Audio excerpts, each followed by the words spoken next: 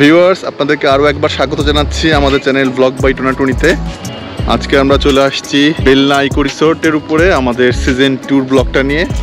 তো আগের ভিডিওতে আপনারা দিনের বেলার এনভায়রনমেন্ট দেখেছেন এই বেলনা ইকো রিসোর্টের। আজকে আপনাদেরকে আমি দেখাবো রাতের এনভায়রনমেন্ট, মানে রাতের বেলা, মানে সন্ধ্যার পর যদি আপনারা বেলনা ইকো রিসোর্টে আসেন তাহলে কীরকম ভিউ পাবেন এবং এখানে যে আলোকসজ্জা আছে, লাইটিং, সেটাও আপনারা উপভোগ করতে পারবেন কিভাবে। আর এখানে সন্ধ্যার পর সময় কাটানোর কি উপকরণ আছে বা কি অ্যাক্টিভিটিস আছে সেগুলো আপনাদেরকে দেখাবো। আচ্ছা, এটা হচ্ছে বেলনা ইকো রিসোর্টের পার্কিং এরিয়া। আপনাদের গাড়িটা এখান থেকেই প্রবেশ করবে। এই যে সামনে রাস্তা, গাড়ি আসার রাস্তা। এই যে আমাদের গাড়িটা এই যে এখানে পার্কিং করা হয়েছে। আরও বেশ কিছু গাড়ি পার্কিং আছে, বেশ বড় জায়গা। এখান থেকেই গাড়ি ঢুকে খুব সুন্দরভাবে এখানে পার্কিংয়ের ব্যবস্থা আছে। আর যদি বড় বাস আসে আপনাদের সাথে, সেই ক্ষেত্রে সেটা মনে হচ্ছে আমাদের বাইরে রাখার ব্যবস্থা আছে। আপনাদের আগের ভিডিওতে আমি খুব ডিটেল দেখানো আছে। আপনারা যারা আমার আগের বেলনা ইকো রিসোর্টের আগের ভিডিওটা দেখবেন তারা কিন্তু খুব ভালো ইনফরমেশন পেয়ে যাবেন। এখানে পিকনিক করতে আসলে কি সুযোগ সুবিধা আছে বা কীরকম ক্যাপাসিটি আছে এখানে মানুষের, মানে 300 জনের জন্য এখানে যে জায়গাটা আছে সেটা এনাফ। মামা, কেমন লাগছে? কেমন লাগছে এখানে এসে? এখানে এসে অনেক ভালো লাগছে আমার। খুব সুন্দর জায়গাটা, এক্সপ্লোর করতে অনেক মজা হচ্ছে। বিড়াল? হ্যাঁ।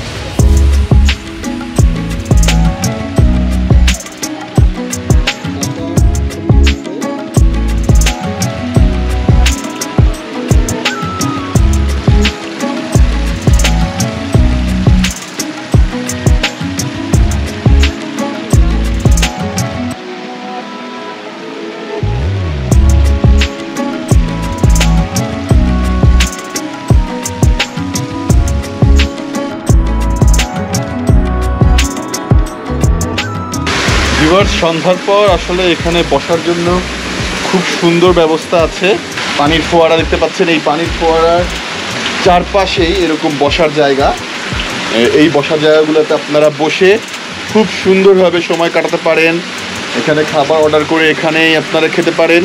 এখানে কি খাবার পাওয়া যায় আপনাদের আগের ভিডিওতেও দেখেছি। এখানে চেয়ার দেওয়া আছে চারিদিকে টেবিলে,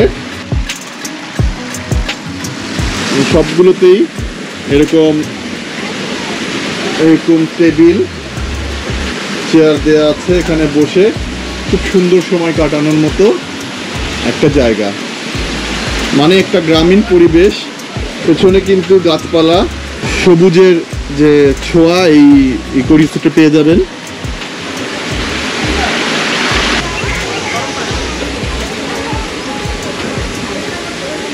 ভিউয়ার্স, আজকে যে বেলনা ইকো রিসোর্টে আমি আসছি ঘুরতে, আমার সঙ্গে আসছে আমার ছোট বোন এবং আমার বড় বোন।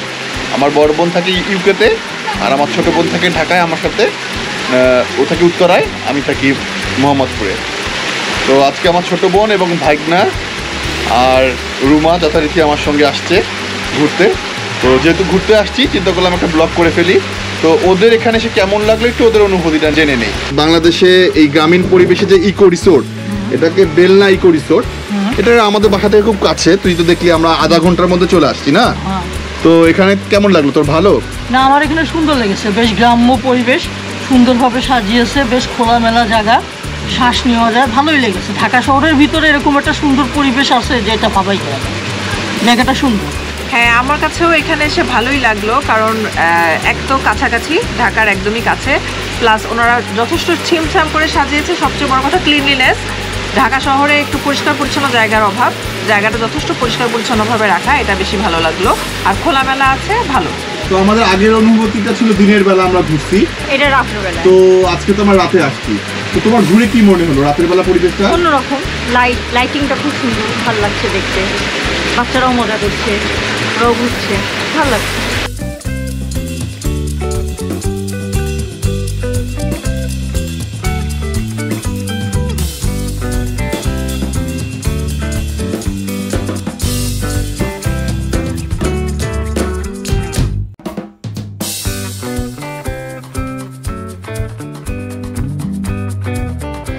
ভিউয়ার্স, দেখতেই পাচ্ছেন এখানে বাচ্চাদের জন্য কিন্তু বেশ কিছু অ্যাক্টিভিটিস রয়েছে।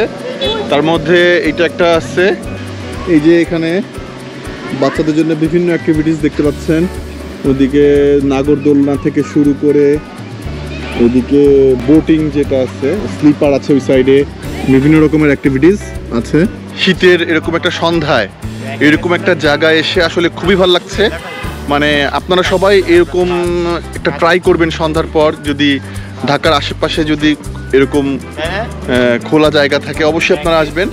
যেমন আমরা এই বেলনা ইকো রিসোর্টে সন্ধ্যার পর আসছি, শীতের সেই সন্ধ্যায় খুব ভালো লাগছে। মানে দুর্দান্ত একটা সময় কাটছে আমাদের এখানে। দিনের বেলা আসলে এখানে পাখি আছে, খাঁচার মধ্যে বন্দি যদিও, বিভিন্ন প্রজাতির পাখি। আপনারা এই পাখিগুলোকে দেখে মজা পাবেন আশা করছি। এদিকে অনেক কবুতর আছে, দেখতে পাচ্ছেন প্রচুর কবুতর। এই কবুতরগুলো কিন্তু দিনের বেলা ছাড়াই থাকে, এরা ছাড়াই থাকে, এরা ওপেন, খোলা সব সময়। এটা মোরগ, বিদেশি মোরগ, বিভিন্ন প্রজাতির মোরগ, মুরগি, এগুলোর নাম জানি না।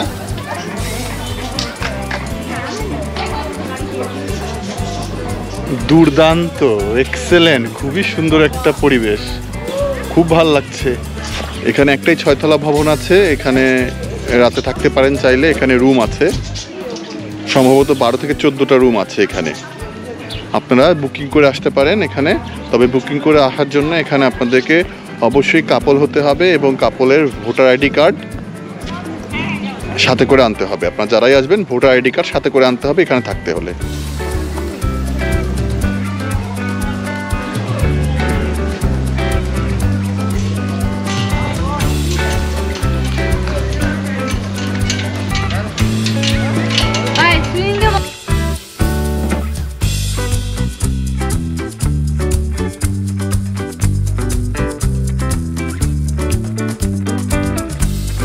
এখন যেটা দেখছেন এটা হচ্ছে এই বেলনা ইকো রিসোর্টের রাতের ভিউ, আর এটা যেটা দেখছেন এটা হচ্ছে গিয়ে দিনের ভিউ।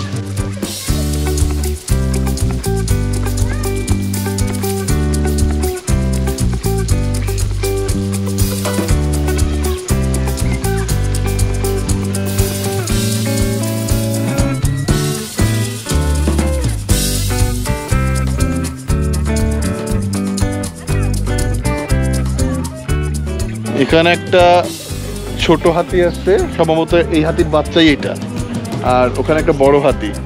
মামার মনে হয় বড় হাতিটাই পছন্দ হয়েছে, যার কারণে বড় হাতির সাথে ছবি তুলছে না মামা? হ্যাঁ।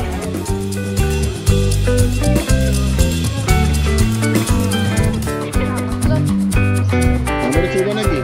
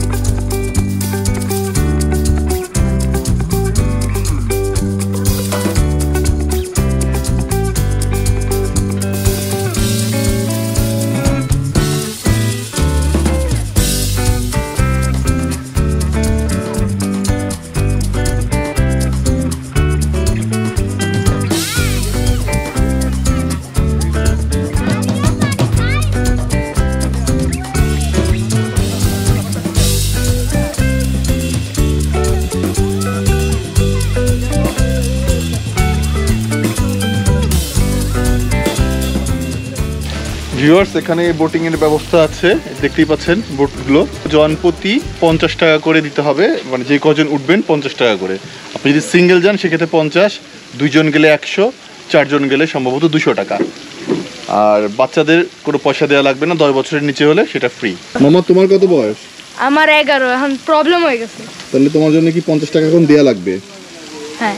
আচ্ছা, মামা বলছে প্রবলেম হয়ে গেছে, আমার তো 11, মানে তাহলে ওটা দেওয়া লাগবে টাকা। এই জন্য মামা মনে হয় চিন্তিত, নাকি মামা? হ্যাঁ, না না, ফ্রিতে যেতে পারতাম। খুব সুন্দর জায়গা, এখান থেকে এখানে হেঁটে হেঁটে ঘুরে বেড়ানোর জন্য, সময় কাটানোর জন্য, বা এখানে বসারও ব্যবস্থা আছে, এখানে বসেও সময় কাটাতে পারেন। আগের ভিডিওতে দিনের বেলাও এই জায়গাটা আমি দেখেছিলাম, তো এখন রাতের যে এখানে যে আলোকসজ্জা, লাইটিং যেটা, এটার একটা অপরূপ সুন্দর যে ফ্লেভার, এটা আপনাদের সাথে শেয়ার করছি। আর আমরাও সময় কাটাচ্ছি, খুব ভালো লাগছে আসলে এখানে এসে রাতের বেলা। মানে আমি বুঝি না যে সন্ধ্যার পর রাতে এখানে এনভায়রনমেন্টটা এরকম লাগবে। আমরা তো ঢাকা শহরের ভিতরে থাকি, তো ওখানে খুব একটা বেশি যে ঠান্ডা শহরে আমরা অনুভব করি তা না, এখানে কিন্তু বেশ ঠান্ডা, ভালো লাগছে। মোটামুটি মনে হচ্ছে যে হ্যাঁ এখন শীতকাল। আজকে ডিসেম্বরে 28 তারিখ। এই 28 তারিখে মানে শহরের ভিতরে আর কি, ঢাকা শহরের ভিতরে এবং ঢাকা শহরের বাইরের যে টেম্পারেচার অনেক তফাৎ, তা কিন্তু এখানে এই বেলনা ইকো রিসোর্টে এসে বুঝতে পারলাম। মানে এখানে বেশ ঠান্ডা অনুভব হচ্ছে আমাদের। আর পেছনে এখানে কিন্তু মাঠ আছে, খেলার মাঠ, আগের ভিডিওতে দেখিয়েছি আপনাদেরকে। এখন রাত, আমরা ওই সাইডটায় যাব না। আর শুনলাম আজকে এসে এখানে নাকি এই বেলনা ইকো রিসোর্ট কিন্তু আরও অনেক আপডেট হয়ে গেছে, অনেক ভালো ভালো অ্যাক্টিভিটিস আসছে বাচ্চাদের জন্য। প্লাস এখানে ওনারা, এখানকার যে কর্তৃপক্ষ আমাকে বললেন যে পরবর্তীতে আসলে এখানে সুইমিং করতে পারবো। সেই দিনের অপেক্ষায় থাকলাম। অবশ্যই আমরা আবার ইকো রিসোর্টে একদিন আসবো এবং এখানে যে ওনাদের সুইমিংয়ের যে ব্যবস্থা সেটাও দেখবো, আপনাদেরকেও দেখাবো।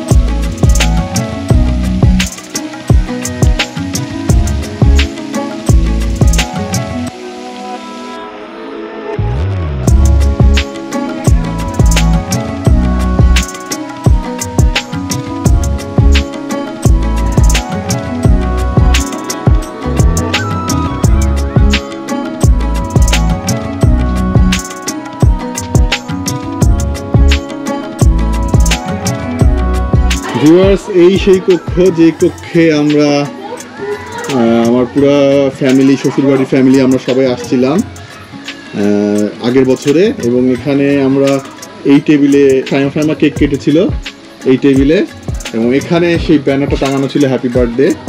আপনারা দেখতে পাচ্ছেন এই আগের বছরে আমরা যখন আসছিলাম তখন আমরা এই জায়গাটাই বসছিলাম, আমরা সবাই এখানেই বসে আমরা অনেক এনজয় করছি। রুনা আপু, সোহেল ভাই, ফাহিম, ফাইমা, রাজু, আমরা সবাই এখানে এনজয় করছিলাম। তো আপনারা যারা আগের ভিডিওটা দেখেছিলেন এই বেলনা ইকো রিসোর্ট, তাদের হয়তো দেখলে মনে পড়বে। তো এই ভিডিওটা আপনাদের কেমন লাগলো অবশ্যই কমেন্ট করে জানাবেন। এই রাতে এনভায়রনমেন্ট বেলনা ইকো রিসোর্ট আপনাদের কেমন লেগেছে সেটা অবশ্যই আপনারা কমেন্ট করে জানাবেন।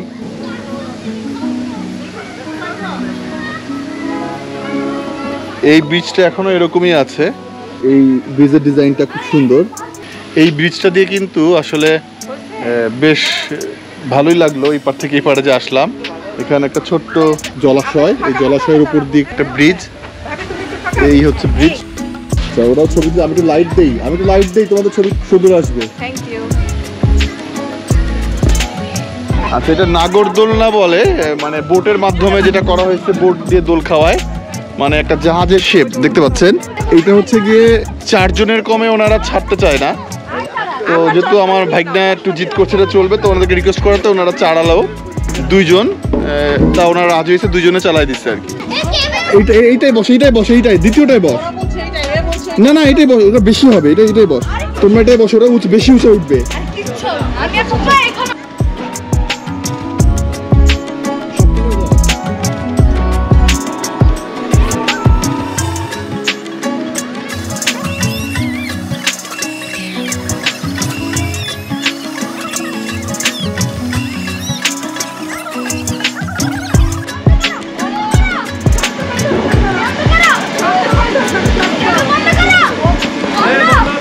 ভাইগনা তো ওঠার জন্য ব্যস্ত হয়ে গেল, পরে এমন উঁচায় উঠছে ওরা ভয়ে বলছে বন্ধ করো। ওরা বন্ধ করে দিচ্ছে, এখন আস্তে থামতেছে। কেমন লাগছে? কেমন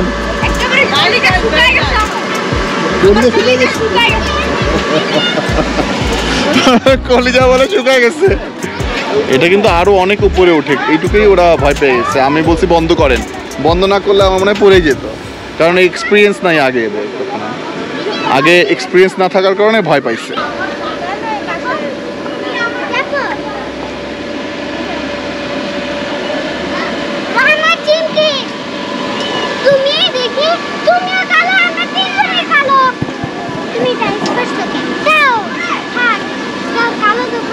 তোমাদের ভালো লাগছে? যে এটা কেমন কি লাগছে? ভিডিও? হ্যাঁ, এটা কি কোনো জায়গায় ছাড়বে? ইউটিউবে ছাড়বে।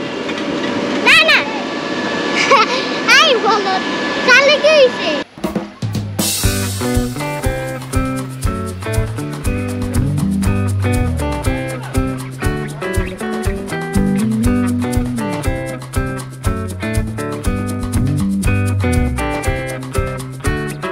তারপর বারবার হারা যাচ্ছ। আমি দুইবার হারাইছে, দুইবার হারাইছে এই অন্ধকার। আমরা অনেক কষ্ট খুঁজে বের করছি। দৌড় মারতেছে বারে কোন দিকে? যাও মামা, ওই যে মাম্মার কাছে যাও তুমি।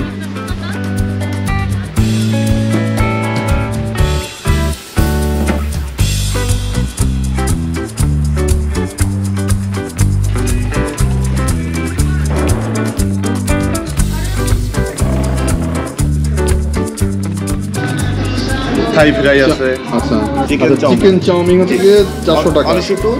400 টাকা। আর ক্রিসপি ফ্রাইড চিকেন এক পার পিস পিস 100 আর 130। 6 পিস 600, 6 পিস 600। 4 পিস 480। আপনার থাই ফ্রাই চিকেন 4 পিস 400, আচ্ছা, 8 পিস আপনার 750।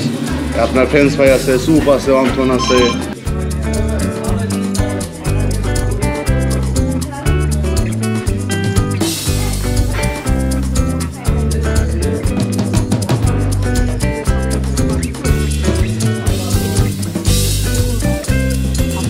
হ্যালো, সো আমি এখন ফার্স্ট টাইম রেকর্ড করছি নিজে থেকে। মামার আমি ক্যামেরা নিয়ে এখন ফার্স্ট টাইম রেকর্ড করছি। উপরে আমি কি অনেক অকওয়ার্ড লাগতেছে প্রথমবার ক্যামেরা। এই জায়গাটা অনেক সুন্দর। এখন ফার্স্ট টাইম আসছে, সব খাবার আসতে 20 মিনিট লাগবে। এখন কয়েকটা খাবার আছে, অনেক টাইম লাগবে আসতে। আচ্ছা, বার্গার অর্ডার করছে আশকান। আর মামা তুমি অর্ডার করছো কি? এটা চিকেন ললিপপ। তুমি কি সবগুলো খাবার না আমাকেও দিবা? দিব না আমি সব। আশকান তুমি অর্ডার করছো কি? বার্গার।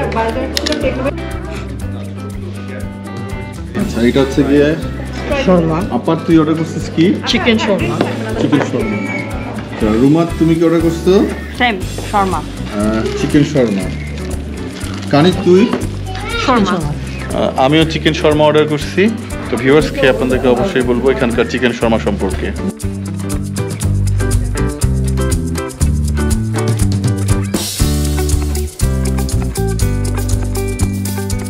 Say something. 10 থেকে দিতে হলে 7। গন্ধটা ভালো আসছে। চাটা হচ্ছে জিঞ্জার টি, আর এর মধ্যে ওরা বাড়তি এলাচ আর লবঙ্গ দিয়ে দিয়েছে, যার জন্য স্মেলটা খুব সুন্দর আসছে। Handmade coffee, handmade coffee. মানে এক্সপ্রেসো মেশিনে না, ওরা হাতে বানিয়ে দিয়েছে।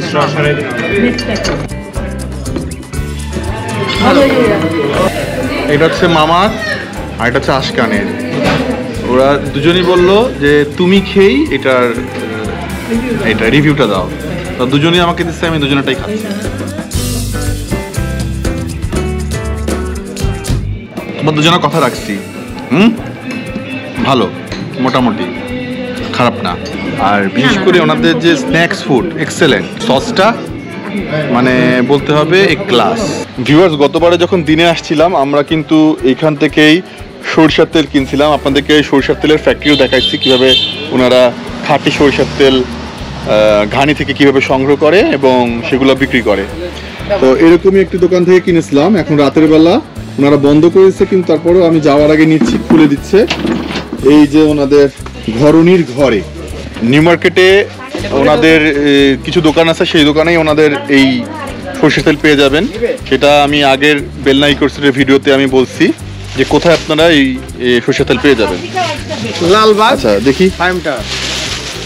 আচ্ছা, এটাই হচ্ছে গিয়ে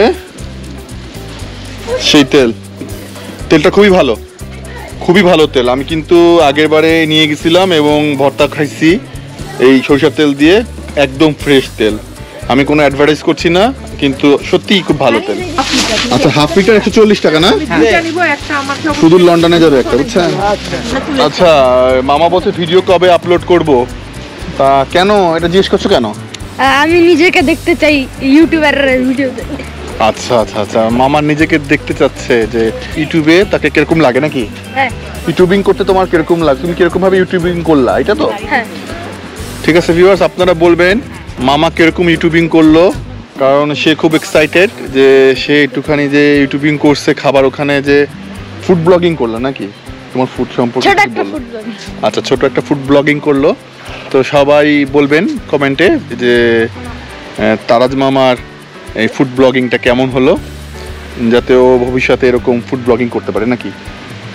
সবাই ভালো বললে মামা সময় পেলে অবসর টাইমে অবশ্যই করবে। দেখো আমি হচ্ছে আমার এম আছে, যদি আমি কোনো ইউটিউবার হই, আমি কোনো লাইক ব্লগিং ইউটিউবার হবো না, আমি একটা গেমিং ইউটিউবার হবো। গেমিং, গেমিং, হ্যাঁ গেমিং ইউটিউবার, আমি একটা গেম রেকর্ড করবো সব। ঠিক আছে, মামার জন্য অনেক অনেক শুভকামনা, মামার মনের আশা পূরণ হোক। ঠিক আছে ভাই, থ্যাংক ইউ। ভিউয়ার্স, বিদায় নিচ্ছি এই রিসোর্ট থেকে। আপনারা ভালো থাকবেন, পরবর্তীতে দেখা হবে অন্য কোথাও অন্য কোনো ব্লগে। ও হ্যাঁ, রিসর্টটা অনেক ভালো লাগলো, টোটালি লাইক অনেক অনেক সুন্দর রিসর্টটা এক্সপ্লোর করতে অনেক মজা আসছে, খাওয়ারও মজাই ছিল মোটামুটি।